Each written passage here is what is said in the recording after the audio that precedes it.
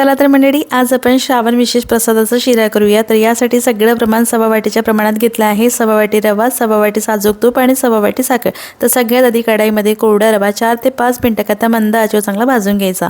त्यासोबत इथे काही मी ड्रायफ्रुट्स कट करून घेतले। आता कढाईमध्ये 2 चमचे तूप घालायचं, काजू आणि बदाम परतून घ्यायचे। त्यानंतर यामध्ये बेदाणे घालायचे। बेदाणे सुद्धा छान परतून झाले की काढून घेऊया।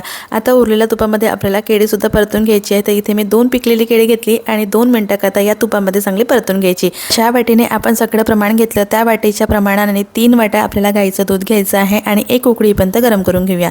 आता उरलेलं तूप कढाईमध्ये घालूया। भाजलेला रवा छान लालसर होईपर्यंत चांगला भाजून घ्यायचा आहे। तर रव्याचा असा रंग बदलला आणि याला जाडी पडायला लागली की यामध्ये गरम केलेलं दूध थोडं थोडं करून घालायचं आणि दूध आटेपर्यंत चांगलं हे हलवून घ्यायचं।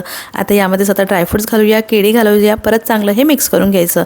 आता यामध्येच आपल्याला साखर घालायची आहे आणि साखर विरघळेपर्यंत परत एकदा चांगलं याला हलवून घ्यायचं। त्यानंतर यामध्ये आपण वेलची पावडर घालायची। आता परत एकदा सगळं चांगलं एकजीव करायचं आणि त्यानंतर झाकण ठेवून 2 ते 3 मिनिटांकरता याला वाफ द्यायची। बघा, मस्त मऊ रसरशीत आणि मोकळा प्रसादाचा आपला शिरा तयार आहे। तुम्ही सुद्धा या पद्धतीने नक्की बनवून बघा। रेसिपी आवडल्यास लाईक करा।